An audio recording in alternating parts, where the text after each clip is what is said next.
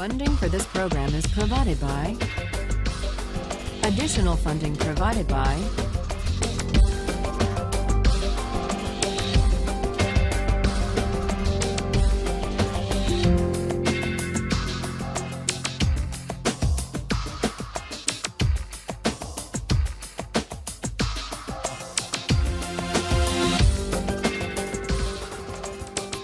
Today we turn to Kant's reply to Aristotle. Kant thinks that Aristotle just made a mistake.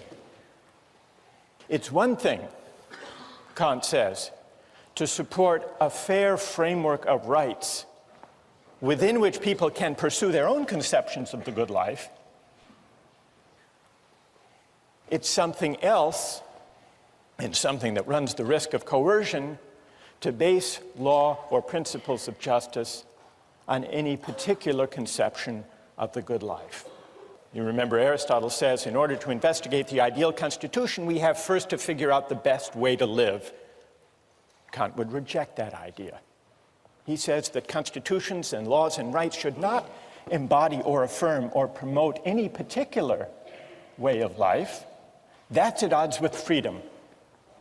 For Aristotle, the whole point of law, the purpose of the polis, is to shape character, to cultivate the virtue of citizens, to inculcate civic excellence, to make possible a good way of life. That's what he tells us in the Politics. For Kant, on the other hand, the purpose of law, the point of a constitution, is not to inculcate or to promote virtue. It's to set up a fair framework of rights within which citizens may be free to pursue their own conceptions of the good for themselves. So we see the difference in their theories of justice. We see the difference in their account of law, or the role of a constitution, the point of politics. And underlying these differences are two different accounts of what it means to be a free person. For Aristotle, we're free insofar as we have the capacity to realize our potential. And that leads us to the question of fit. Fit between persons and the roles that are appropriate to them. Figuring out what I'm cut out for. That's what it means to lead a free life, to live up to my potential. Kant rejects that idea and instead substitutes his famously demanding notion of freedom as the capacity to act autonomously. Freedom means acting according to a law I give myself. Freedom as autonomy. Part of the appeal, part of the moral force of the view of Kant and of Rawls consists in the conception of the person as a free and independent self, capable of choosing his or her own ends. The image of the self as free and independent offers, if you think about it, a powerful, liberating vision, because what it says is that as free moral persons, we are not bound by any ties of history or of tradition or of inherited status that we haven't chosen for ourselves. And so we're unbound by any moral ties prior to our choosing them. And that means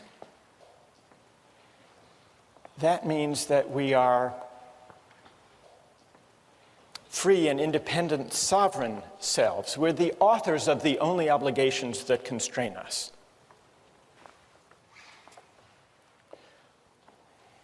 The communitarian critics of Kantian and Rawlsian liberalism acknowledge that there is something powerful and inspiring in that account of freedom, the free, independent choosing self. But they argue it misses something. It misses a whole dimension of moral life and even political life. It can't make sense of our moral experience because it can't account for certain moral and political obligations that we commonly recognize and even prize. And these include obligations of membership, loyalty, solidarity, and other moral ties that may claim us for reasons that we can't trace to an act of consent. Alistair MacIntyre gives an account, what he calls a narrative conception of the self. It's a different account of the self. Human beings are essentially storytelling creatures, MacIntyre argues. That means I can only answer the question, what am I to do, if I can answer the prior question, of what story or stories do I find myself a part? That's what he means by the narrative conception of the self. What does this have to do with the idea of community and belonging? MacIntyre says this: once you accept this narrative aspect of moral reflection, you will notice that we can never seek for the good or exercise the virtues only as individuals. We all approach our circumstance as bearers of particular social identities. I am someone's son or daughter, a citizen of this or that city. I belong to this clan, that tribe, this nation. Hence, MacIntyre argues, what is good for me has to be the good for someone who inhabits these roles. I inherit from the past of my family, my city, my tribe, my nation, a variety of debts, inheritances, expectations, and obligations.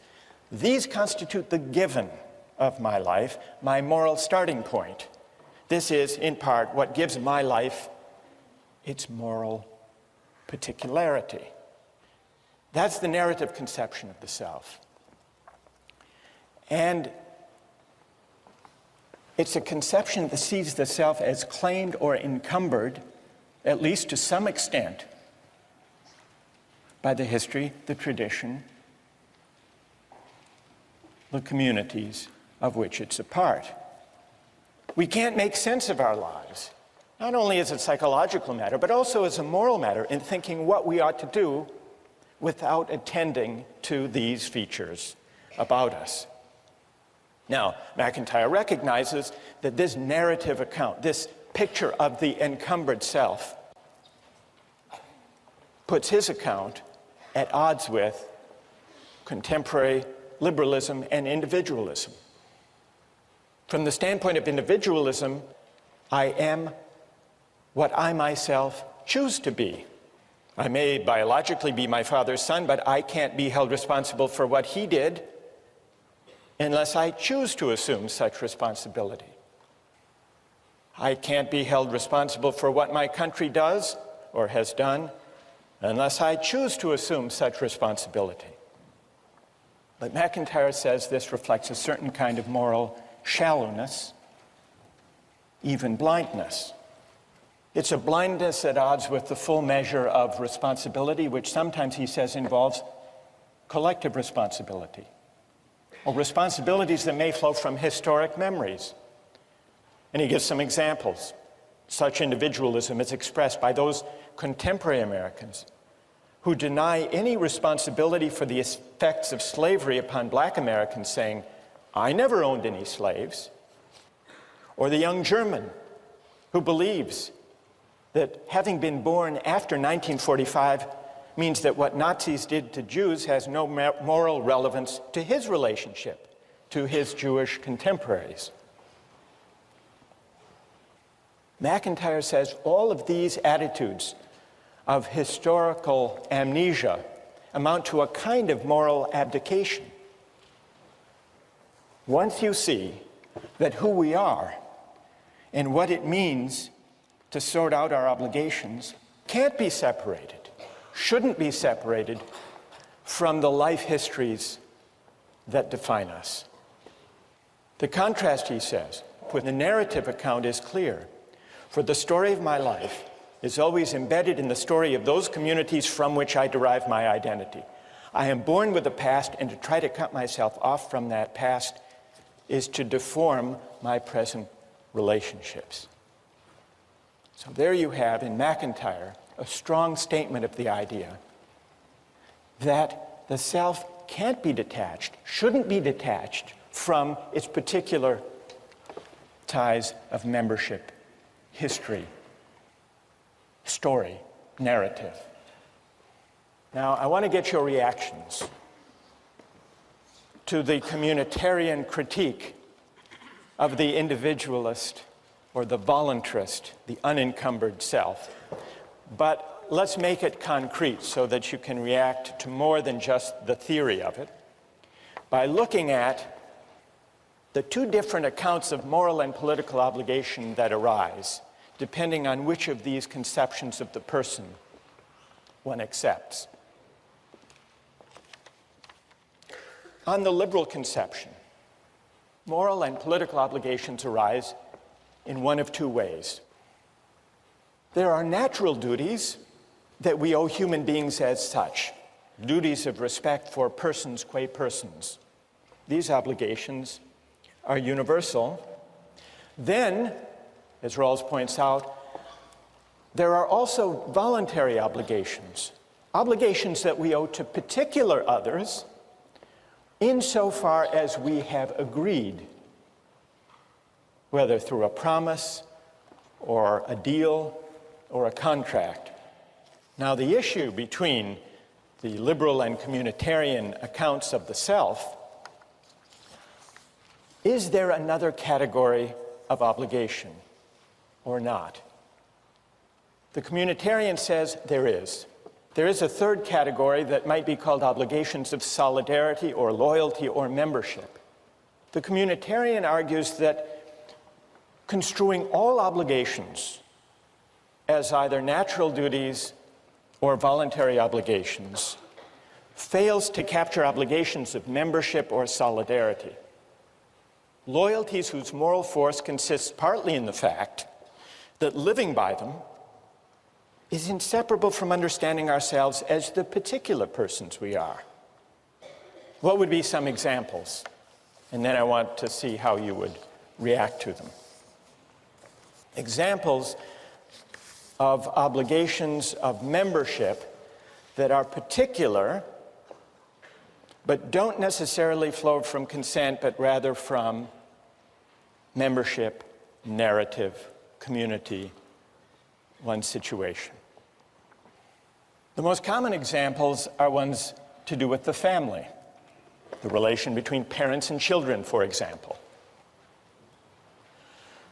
Suppose there were two children drowning. You could save only one of them. One was your child, the other was a stranger's child. Would you have an obligation to flip a coin? Or would there be something morally obtuse if you didn't rush to save your child? Now you may say, well, parents have agreed to have their children. So take the other case, the case of children's obligation for their parents. Now we don't choose our parents. We don't even choose to have parents. There is that asymmetry. And yet, consider two aging parents, one of them yours, the other a stranger's. Doesn't it make moral sense to think that you have a greater obligation to look after your aged parent than to flip a coin or to help the strangers? Now, is this traceable to consent? Not likely. Or take a couple of political examples. During World War II, French resistance pilots flew bombing raids over occupied France. One day, one of the pilots received his targets and noticed that the village he was being asked to bomb was his home village. He refused, not disputing that it was as necessary as the target he bombed yesterday. He refused on the ground that he couldn't bring himself. It would be a special moral crime for him to bomb his people even in a cause that he supported, the cause of liberating France. Now, do we admire that? If we do, the communitarian argues, it's because we do recognize obligations of solidarity. Take another example. Some years ago, there was a famine in Ethiopia. Hundreds of thousands of people were starving. The Israeli government organized an airlift to rescue Ethiopian Jews. They didn't have the capacity to rescue everyone in Ethiopia. They rescued several hundred Ethiopian Jews. Now, what's your moral assessment? Is that a kind of morally troubling partiality, a kind of prejudice, or, as the Israeli government thought, is there a special obligation of solidarity that this airlift properly responded to? Well, that takes us to the broader question of patriotism. What, morally speaking, is to be said for patriotism? There are two towns named Franklin. One is Franklin, Texas, and the other is just across the Rio Grande River, Franklin, Mexico. What is the moral significance of national boundaries? Why is it, or is it the case, that we as Americans have a greater responsibility for the health and the education and the welfare and public provision for people who live in Franklin, Texas, than equally needy people just across the river living in Franklin, Mexico? According to the communitarian account, membership does matter. And the reason patriotism is at least potentially a virtue is that it is an expression of the obligations of citizenship. How many are sympathetic to the idea that there is this third category of obligation, the obligations of solidarity or membership? How many are sympathetic to that idea? And how many are critical of that idea? How many think all obligations can be accounted for in the first two ways? All right, let's hear from the critics of the communitarian idea first. Yes?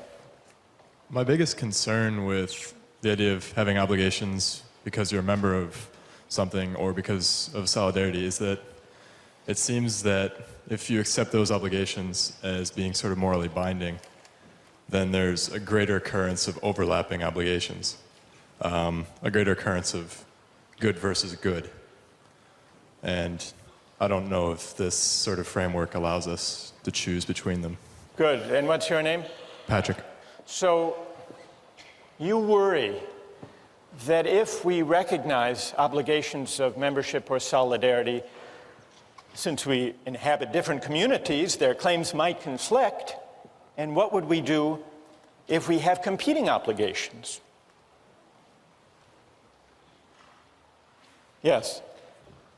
Well, one solution is that we could view ourselves as ultimately members of the human community, and that then within that we have all these smaller spheres of that, you know, I am an American or I am a student at Harvard. And so the most important community to be obligated to is the community of human beings, and then from there you can sort of evaluate which other ones are most important to you. So the most and what's your name? Nicola? So Nicola, you say the most universal community we inhabit, the community of humankind, always takes precedence. Yes. Patrick, are you satisfied? No. Why not? It seems rather arbitrary that we should choose the universal obligation over the more specific obligation. I might also say that I should be obligated first to the most specific of my obligations. For instance, take my family as a small unit of solidarity. Perhaps I should be first obligated to that unit, and then perhaps to the unit of my town, and then my country, and then the human race. Good, thank you. I want to hear from another critic of the communitarian view, we have the objection, well, what if goods collide? Who objects to the whole idea of it? Who sees patriotism as just a kind of prejudice that ideally we should overcome? Yes? Patriotism reflects a community membership. That's a given. I think the problem is that whereas some memberships are natural narratives, the narrative of citizenship is a constructed one, and I think a false one. Because as the river is just a historical accident, it makes no sense that because the lottery of birth threw me into the United States as opposed to Mexico, that that's the membership that I should be a part of. Good. And what's your name? Elizabeth. Elizabeth. Who has a reply? Yes. I think in general, we have to ask, where do our moral obligations arise from anyway? And I think basically there'd be two places from which they could arise. One would be kin, and another one would be reciprocity. And the closer you are associated to other people, there's a natural reciprocity there in terms of having interactions with those people. You interact with the neighbors on your street, with the other people in your country through economic arrangements. But I don't know, and you don't know those people in Franklin, Texas, any more than you know the people in Franklin, Mexico, do you? Presumably, you're naturally more connected with the people in your own country in terms of interaction and trade than you are with people in other countries.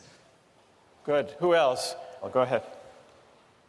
Yeah, I think that a lot of the basis for patriotism can be compared to like school spirit or even house spirit that we see here, where freshmen are sorted into houses and then within a day they have developed some sort of attachment or pride associated with that house. And so I think that we can probably draw a distinction between a moral obligation for communitarian beliefs and sort of just a sentimental, emotional attachment. Good. Wait, stay there. What's your name? Rena. What about, go back to my example about the obligation of the child to the parent. Would you say the same thing there? It's just may or may not be a sentimental tie, but it has no moral weight? Well, I mean, I'm not entirely certain that accident in the initial stages is something that will preclude like moral obligations later. So, you know, just because we were randomly sorted into a house or just because we don't choose who our parents are or what country we're born into doesn't necessarily mean that we won't like develop an obligation based on some type of benefit, I guess, which is sort of shaky. So your obligation to your aged parent that's greater than to aged parents around the world is only because and insofar as you're repaying a benefit that your parent gave you when you were growing up? Yeah, I mean, I would say that if we look at cases of adoption where, you know, you have a biological parent somewhere else that you don't interact with, and then you have a parent, you know, who adopted you, most people would say that if you had to pick between them in the case of, you know, aging parents, that your obligation would lie more with the person who raised you and who had exchanges with you meaningfully. May I ask you one more question about the parent? Sure. Do you think that a person with a bad parent owes them less? I don't know, because I've never had a bad parent.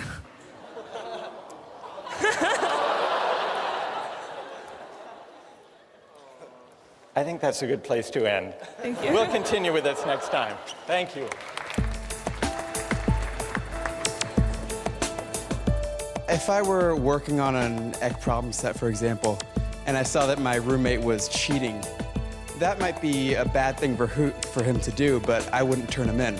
You would not turn him in? I wouldn't turn him in, and I think that, I would argue that's the right thing to do because of my obligation to him, you know. You don't have a duty to tell the truth? To report someone who cheated? Today, I'd like to consider the strongest objections to the idea that there are obligations of solidarity or membership. Then I want to see if those objections can be met successfully. One objection emerged in the discussion last time. Patrick said, well, if obligations flow from community membership and identity, we inhabit multiple communities, doesn't that mean that our obligations will sometimes conflict? So that's one possible objection. And then Rena said, these examples meant to bring out the moral force of solidarity and membership.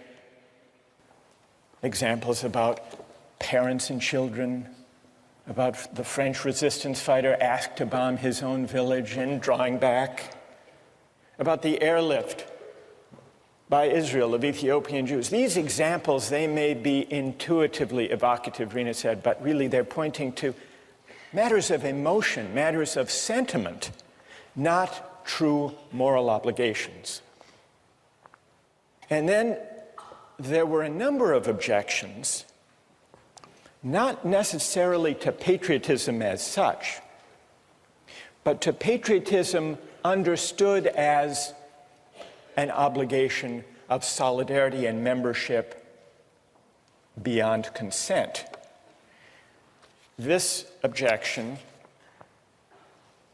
allowed that there can be obligations to the communities we inhabit, including obligations of patriotism, but this objection argued that all of the obligations of patriotism or of community or membership are actually based on liberal ideas and perfectly compatible with them.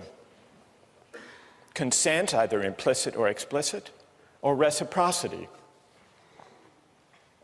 Julia Rothau, for example, on the website, said that liberalism can endorse patriotism as a voluntary moral obligation.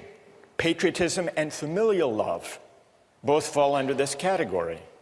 Because after all, Julia points out, the Kantian framework allows people free rein to choose to express virtues such as these if they want to. So you don't need the idea of a non-voluntary particular moral obligation to capture the moral force of community values. Where's Julia? Okay, so did I summarize that fairly? There is actually, Julia actually is in line with what Rawls says about this very topic. You weren't aware of that. You came up with it on your own. That's pretty good. Rawls says, when he's discussing political obligation, he says it's one thing if someone runs for office or enlists in the military. They're making a voluntary choice. But Rawls says there is, I believe, no political obligation, strictly speaking, for citizens generally, because it's not clear what is the requisite binding action and who has performed it. So Rawls acknowledges that for ordinary citizens, there is no political obligation except insofar as some particular citizen willingly, through an act of consent, undertakes or chooses such an obligation. That's in line with Julia's point. It's related to another objection that people have raised, which is it's perfectly possible to recognize particular obligations to one's family or to one's country, provided honoring those obligations doesn't require you to violate any of the natural duties or requirements of universal respect for persons qua persons. So that's consistent with the idea that we can choose, if we want to express a loyalty to our country or to our people or to our family, provided we don't do any injustice within the framework, acknowledging the priority, that is, of the universal duties. The one objection that I didn't mention is the view of those who say that obligations of membership really are a kind of collective selfishness. Why should we honor them? Isn't it just a kind of prejudice? So what I'd like to do, perhaps if those of you who have agreed, who wrote and who have agreed to press these objections, perhaps if you could gather down all together, we'll form a team as we did once before, and we'll see if you can respond to those who want to defend patriotism conceived as a communal obligation. Now, there were a number of people who argued in defense of patriotism as the communitarian view conceives it. So let me go down now and join the critics of communitarianism, if there's a microphone that we could use somewhere. Okay, thanks, Kate. Who, as the critics of patriotism, communal patriotism, gather their forces here? Patrick, if you want to, you can join as well, or Rena. Others who have spoken or addressed this question are free to join in.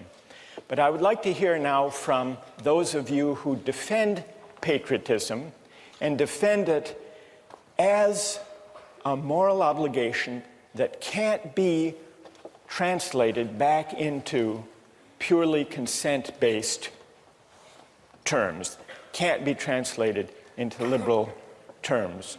Where's A.J. Kumar? A.J., everybody seems to know you.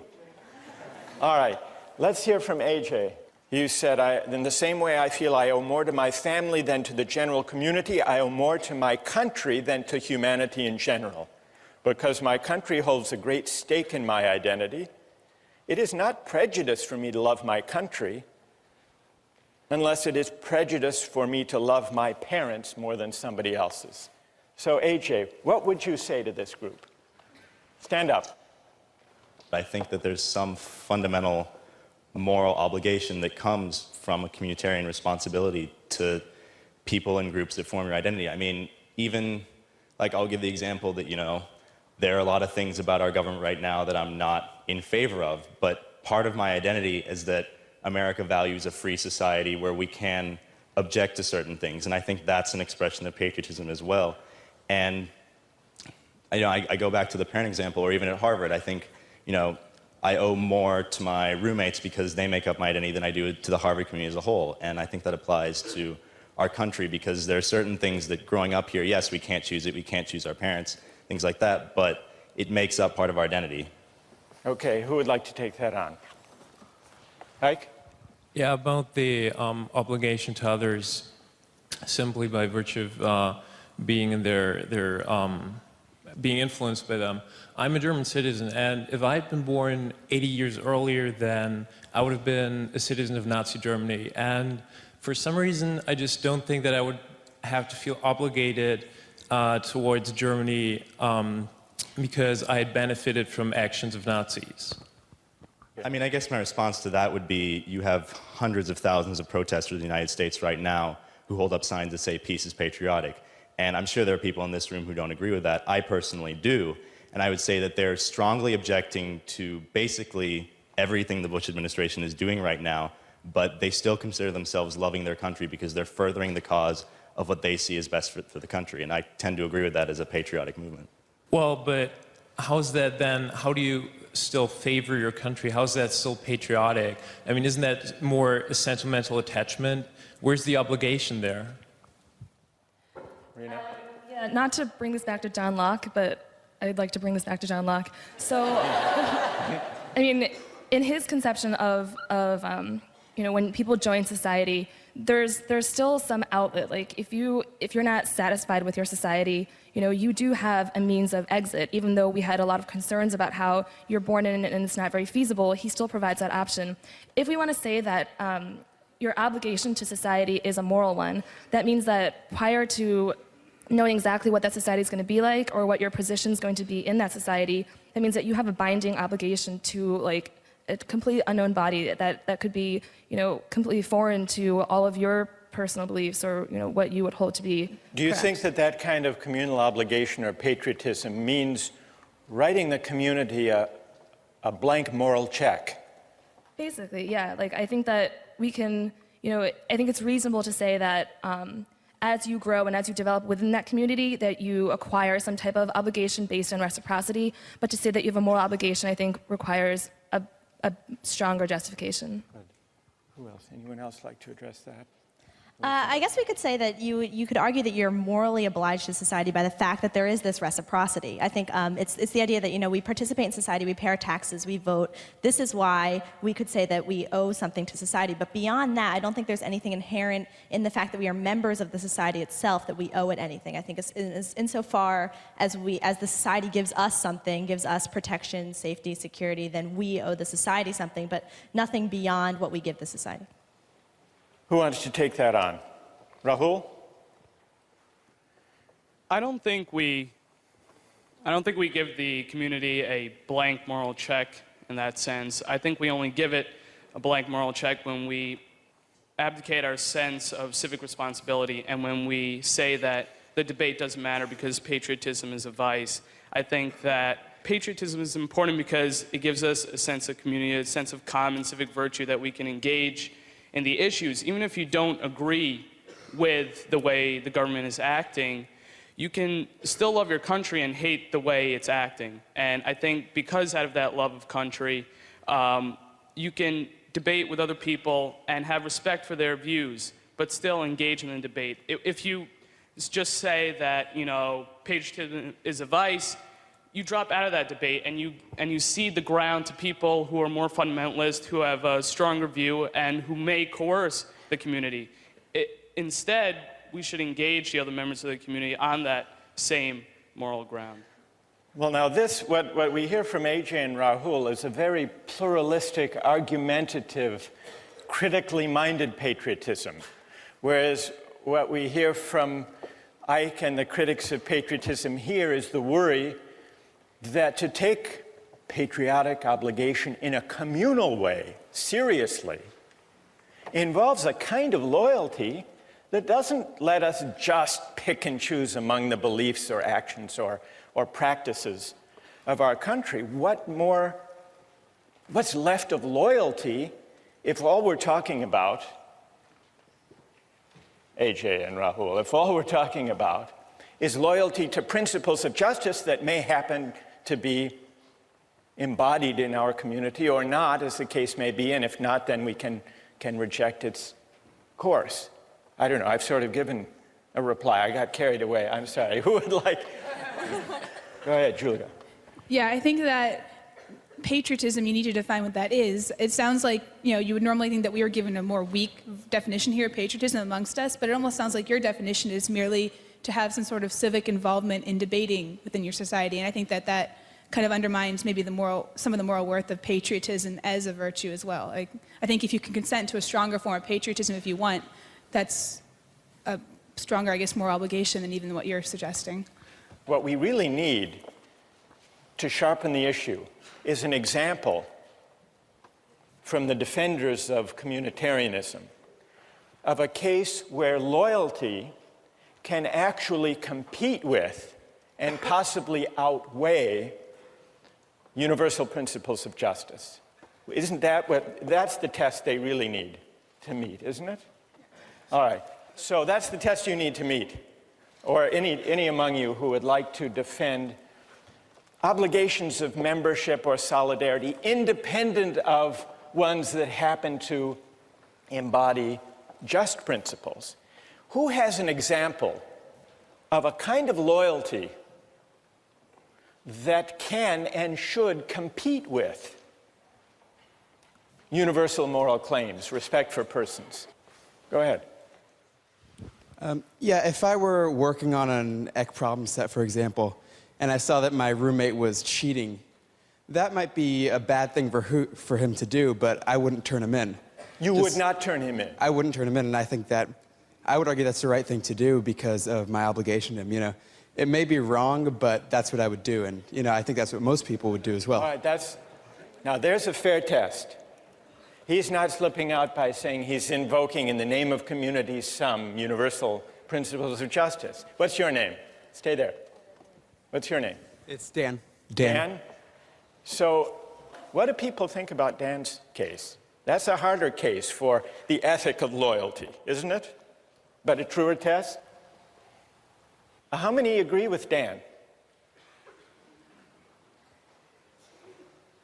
So loyalty, Dan, loyalty has its partisans. How many disagree with Dan?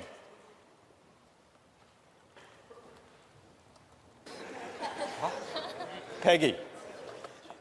Oh, well, I agree with Dan, but I agree that it's a choice that we make, but it's not necessarily right or wrong. I mean, I'm agreeing that I'm going to make the wrong choice because I'm going to choose my roommate, but I also recognize that that choice isn't morally right. So you're still translating even Dan's loyalty. You're saying, well, that's a matter of choice. But what's the right thing to do? Most people put up their hands saying, Dan would be right to stand by his roommate and not turn him in.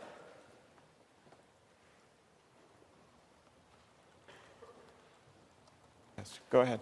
Also, I think as a roommate, you have insider information, and that might not be something you want to use. That might be something unfair to hold against. You know, you're spending that much time with a roommate. Obviously, you're going to learn things about him, and I don't think it's fair to reveal that to a greater community. But it's loyalty, Wojtek. You agree with Dan that yes, loyalty is the ethic at stake here. Absolutely. You don't have a duty to tell the truth, to report someone who cheated? Not if you've been advantaged into getting that kind of information. Before our critics of patriotism leave, I want to give you another version, a more public example of what I guess we should call it Dan's dilemma. Dan's dilemma of loyalty. And I want to get the reaction of people to this. This came up a few years ago in Massachusetts. Does anyone know who this man is? Billy Bulger, that's right.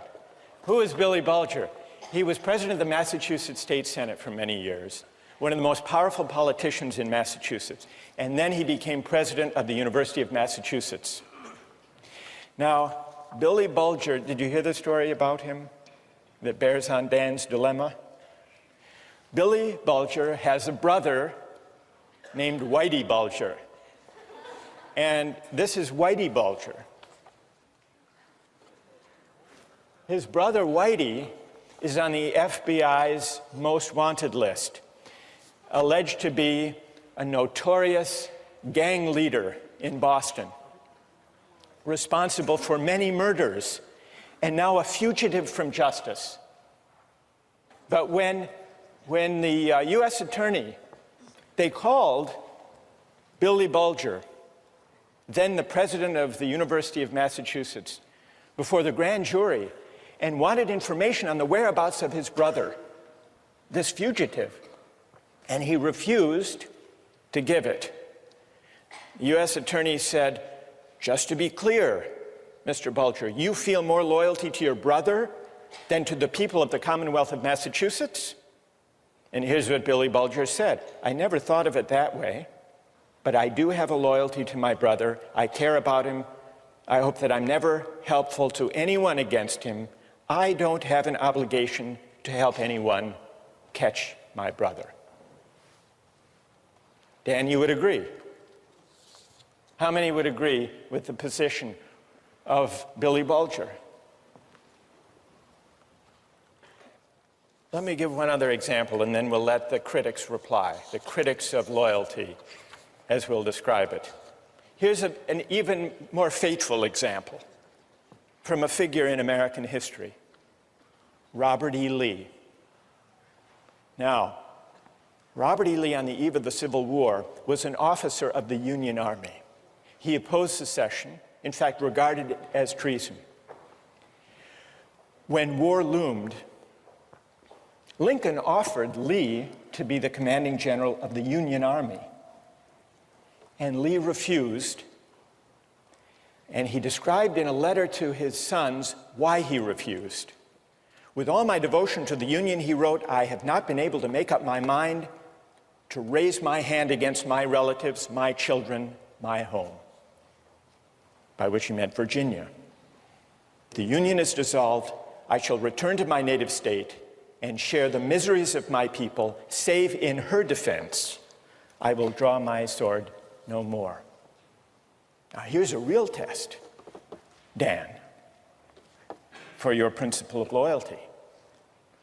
Because here, is the cause of the war against, not only to save the Union, but against slavery.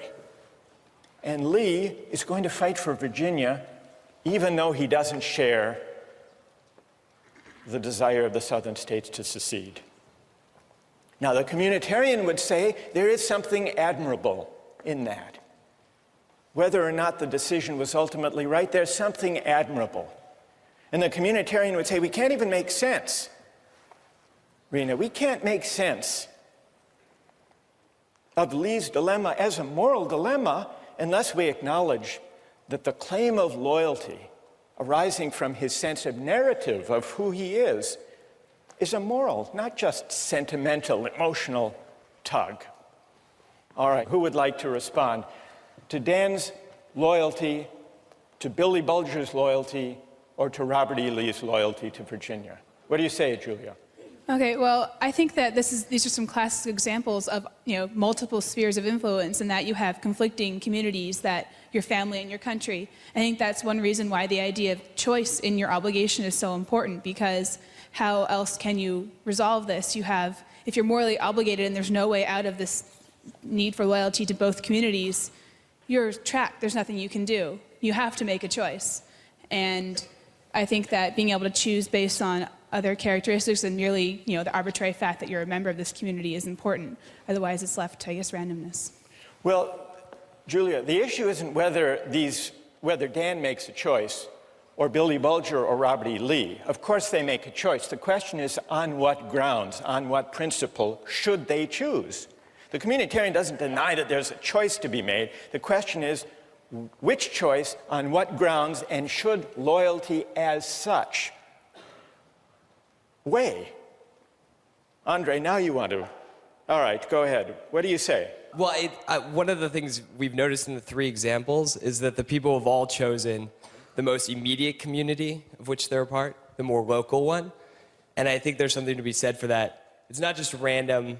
There doesn't seem to be a conflict because they know which one is more important. And it's their family over the Ec 10 class, their state over their country, and their family over the Commonwealth of Massachusetts. So I think that's the answer to which is more important. You think that the local, the more particular is always the weightier morally, Andre? Well, there seems to be a trend in the three cases. I would agree with that, I think. And I think most of us would agree that your family takes precedence over the United States, perhaps. Which is why you go with Dan. Dan, yes. Loyalty to the roommate over Ec 10 and the truth. Yeah, exactly. I would, because, truth-telling, not the truth of Ec 10. Yes. All right, so we understand. Yes. But on the same example, in terms of family, you had cases in the Civil War where brother was pitted against brother on both sides of the war, where they chose country instead of family. So I think the exact same war shows that different people have different means of making these choices, and that there is no one set of values or one set of morality that communitarians can stick to. And personally, I think that's the biggest problem with communitarians, that we don't have one set of standard moral obligations. And tell me your name. Samantha. So Samantha, you agree with Patrick's point the other day, that there may be, if we allow obligations to be defined by community identification or membership, they may conflict, they may overlap, they may compete, and there is no clear principle. Andre says there's a clear principle, the most particular. The other day, Nicola, who is sitting over here, where's Nicola, said the most universal. You're saying, Samantha, the scale of the community as such can't be the decisive moral factor. So there has to be some other moral judgment. All right, let's let our critics of communal patriotism, let's express our appreciation and thank them for their having stood up and responded to these arguments, defined the issue. Let's turn to the implications for justice of the positions that we've heard discussed here. One of the worries underlying these multiple objections to the idea of loyalty or membership as having independent moral weight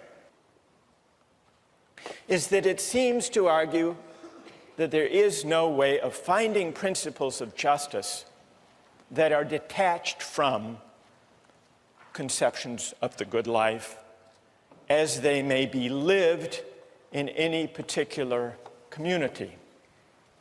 Suppose the communitarian argument is right. Suppose the priority of the right over the good can't be sustained. Suppose instead that justice and rights unavoidably are bound up with conceptions of the good. Does that mean that justice is simply a creature of convention, of the values that happen to prevail in any given community at any given time? One of the writings we have among the communitarian critics is by Michael Walzer. He draws the implications of justice this way.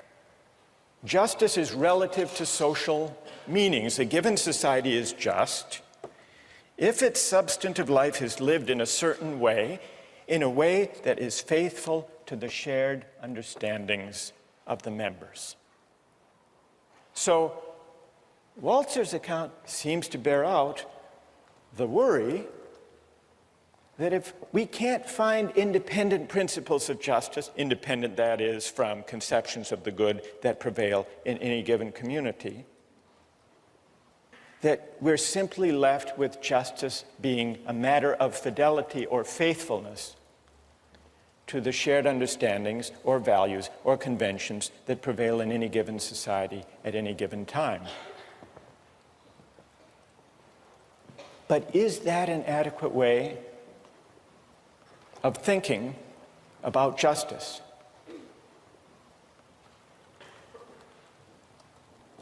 Well, let's take a look at a short clip from the documentary Eyes on the Prize.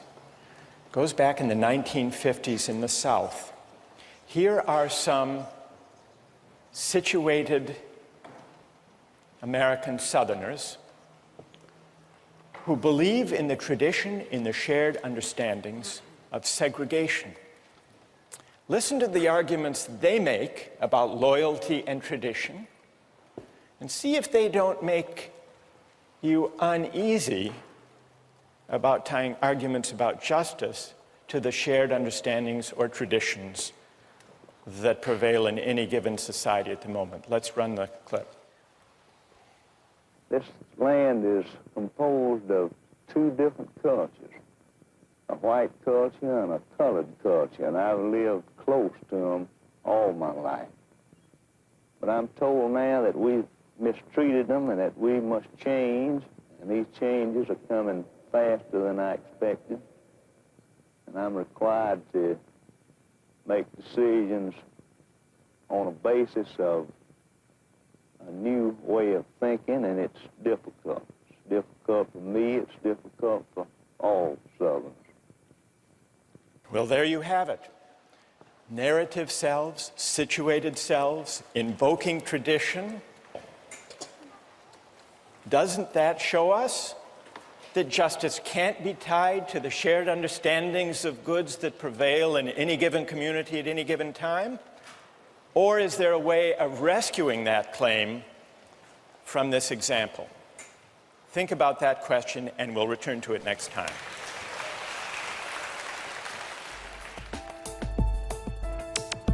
Don't miss the chance to interact online with other viewers of Justice.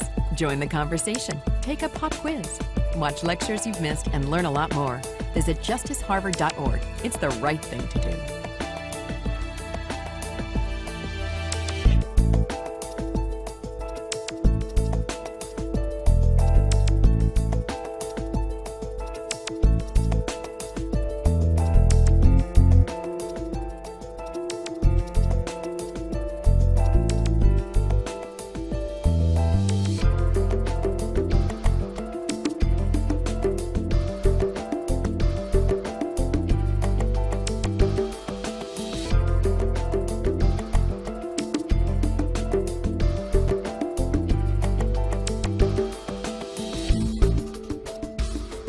Funding for this program is provided by...